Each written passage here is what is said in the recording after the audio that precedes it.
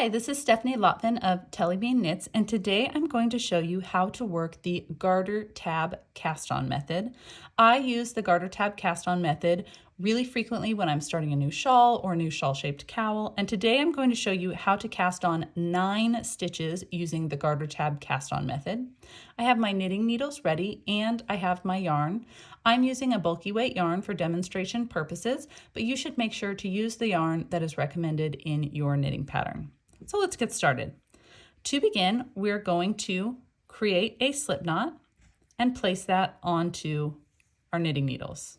I like to have 6 to 8 inches of yarn for the tail when I'm working a garter tab cast on. And that is because we're going to cast on an additional 2 stitches. So using the cast on method of your choice, cast on 2 stitches. I like to use the long tail cast on method.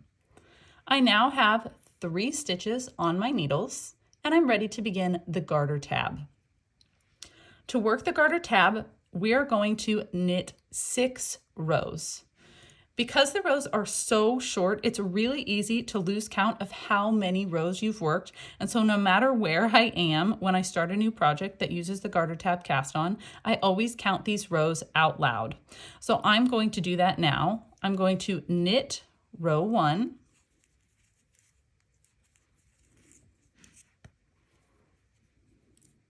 knit row 2,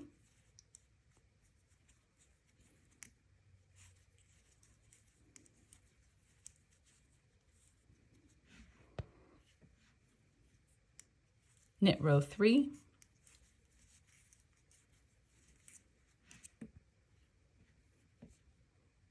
knit row 4,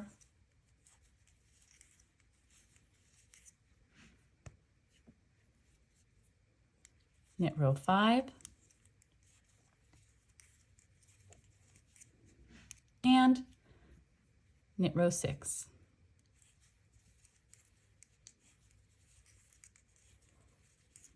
This is what my garter tab looks like so far. I'm going to give you one of my favorite tips for working the garter tab. If your pattern recommends that you work 6 rows in your garter tab, work those 6 rows and then add 2 more. This is going to make the next step of your garter tab cast on even easier, and I like to make things easier on myself. So even though the pattern says to work 6 rows in the garter tab, I'm going to recommend that you actually work 8. So let's go ahead and do that. Knit row 7 and knit row 8.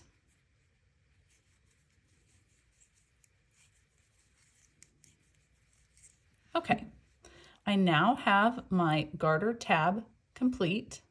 I have my working yarn on the left side of my work, and I'm ready for the next step in the garter tab cast on. I'm going to turn my work clockwise 90 degrees. I have my working yarn at the top of that garter tab. I have my live stitches on the right side of my work, and I'm going to pick up 3 stitches along the top edge of that garter tab. What I'm going to look for is I'm going to look for those garter ridges.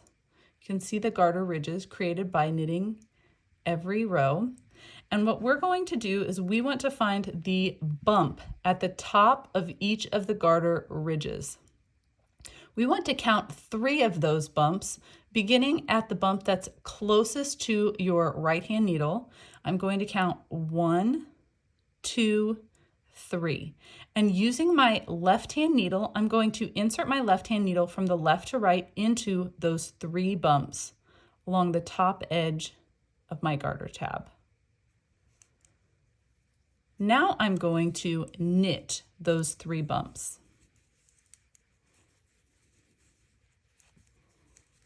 So I have picked up and knit 3 additional stitches. So now I have 6 stitches on my needles.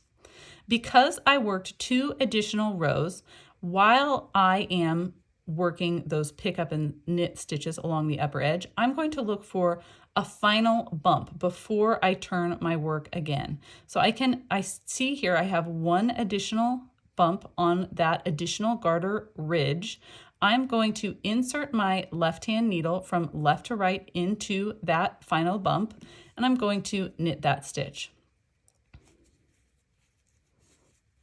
Now I have 7 stitches on my needles, which means I only need 2 more stitches.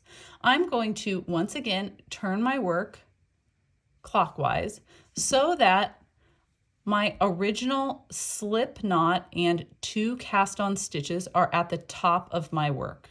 My live stitches are on the right hand side of my work, and my working yarn is at the top of my work.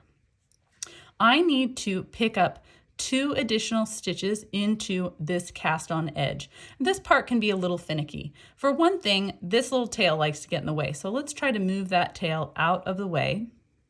And we are going to pick up 2 stitches. Now, if you have a method for picking up 2 stitches on this cast on edge that you prefer, go ahead and use it. Be forgiving of yourself because this part can be a little bit tricky. What I'm going to look for is I'm actually going to gently pull the end of my work open so that I can find in my work where there are some little holes towards the bottom of my work where I can easily insert my needle. So I've got one little hole you can see right here, and I'm going to pick up into that hole. I'm going to insert my needle, move that tail out of the way, just wants to jump right in there, and knit that stitch. Now I have 8 stitches on my needles and I only need to pick up 1 additional stitch. I like to pull on the corner of my work so that I can once again find one of those holes created by the early cast on stitches, and I'm going to insert my right hand needle into the center of that hole near the edge of my work and knit that stitch. And you can see now that I have 9 stitches on my needles, and I have just completed the garter tab cast on. Thank you so much for watching the tutorial. I hope you enjoyed it.